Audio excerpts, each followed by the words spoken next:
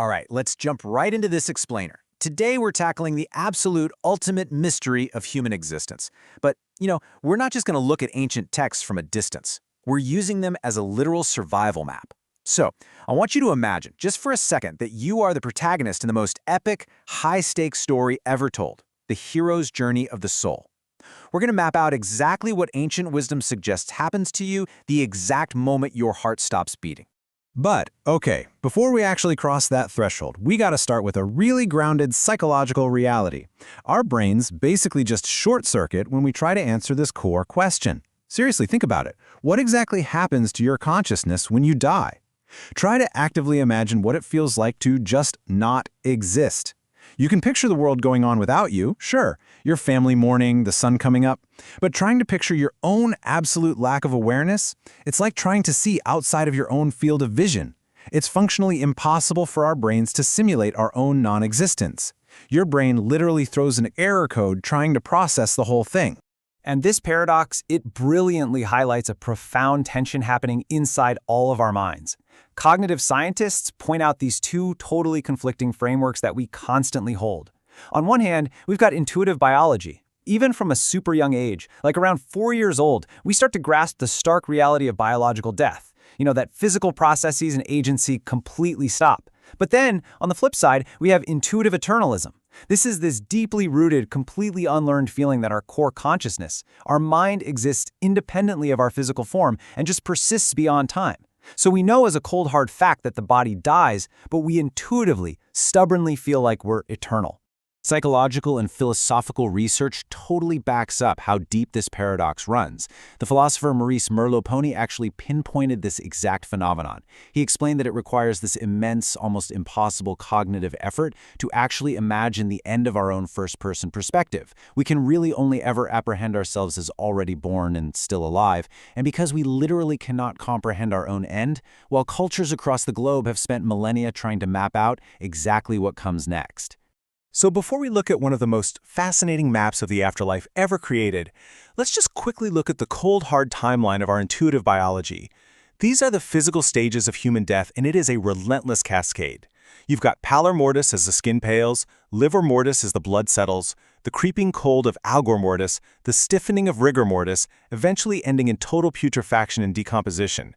It's a pretty bleak, material dead end. I want you to hold on to that cold physical reality in your mind for just a moment, mainly to sharply contrast it with the incredibly vibrant, expansive, and ethereal spiritual journey we're about to map out. Part 1. Mapping the in-between. While the physical body decays in the ground, what actually happens to that spark of consciousness? Well, for that answer, we're turning to the 8th century, to the snow-capped mountains of Tibet.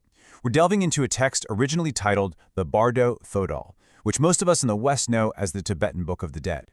It was written by the lotus guru Padmasambhava, initially to help transform the dark, fearful spirits of the land. But what he ended up creating was a literal, step-by-step map for the afterlife.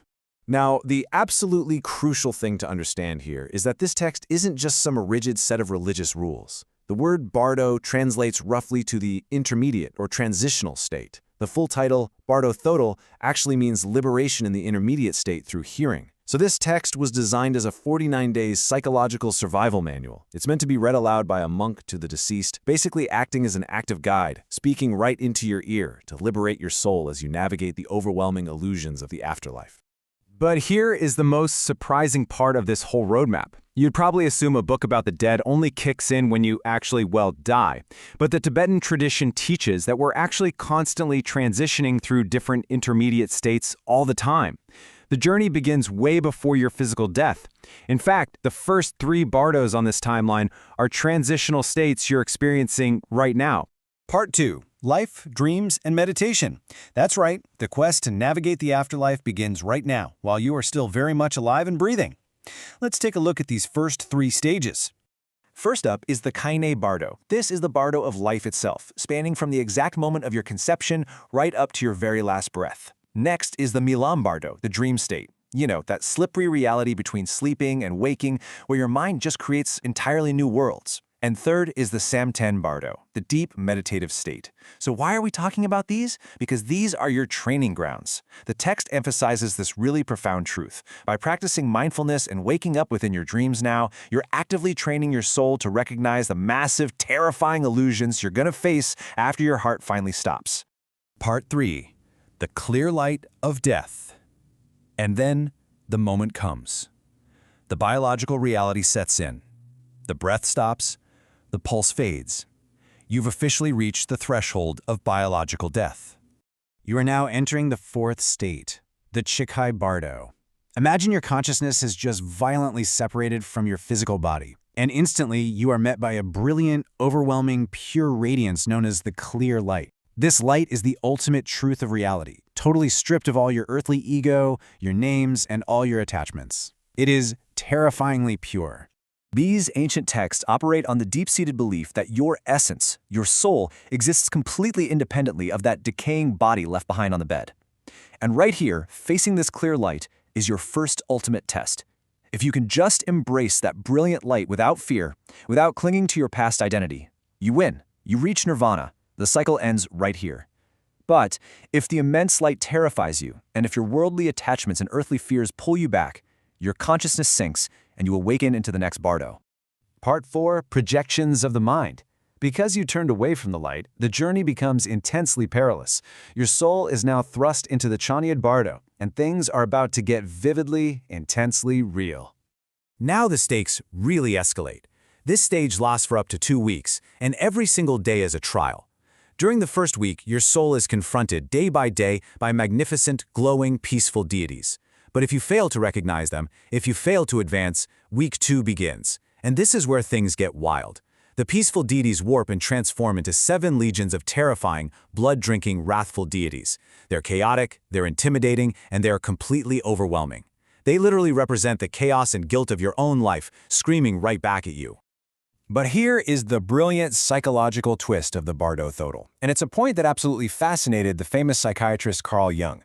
He recognized that these wrathful deities aren't literal monsters waiting for you up in the clouds or down in the underworld. No, they are psychological projections of your own mind.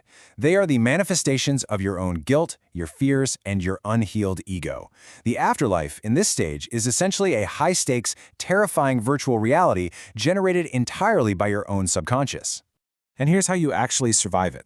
The monk reading the text to your body is begging you to realize this truth. As the text explicitly says, if there is even the slightest recognition that these terrifying visions are just your own mind, liberation is easy. Why? Because the sheer terror focuses your awareness so completely, you don't have the luxury of distraction anymore. If you can just stand your ground, look the terrifying monster right in the eye and say, "You are me. You're just a projection." The illusion shatters. You're free. Part 5. The final choice. Rebirth. But what if the terror is just too much? What if you run from the monsters, completely convinced that they're real? Well, your soul then descends into the 6th and final transitional state, the Sidpa Bardo. In the Sidpa Bardo, all those manic illusions fade into a grim, quiet reckoning. Here, there's nowhere left to hide. You meet the Lord of Death, but he doesn't judge you with arbitrary rules. He simply holds up the all-seeing mirror of your past actions. Every single consequence of your positive and negative deeds is laid bare. You're forced to witness exactly who you were and exactly what you put into the world. Because you failed to see through the illusions of the previous bardos, the magnetic pole of the physical world takes hold of you once again. You're returning to the cycle of reincarnation. But the survival manual offers one last piece of bittersweet advice. Don't rush blindly into a panic. Intentionally choose your next life. Carefully select new parents in a situation that will allow you to learn, to grow, and to try to break the cycle all over again next time. It's basically setting up the sequel to your hero's journey. And that brings us full circle, right back to you, sitting here watching this explainer. The Tibetan Book of the Dead uses the extreme scenario of the afterlife to teach us something absolutely vital about the present moment. If the monsters that chase us after we die are really nothing more than the unresolved fears, guilts, and attachments of our own minds, well, what are you projecting into your waking reality right now? What personal demons are you running from today that simply require you to stand your ground and recognize them for what they truly are?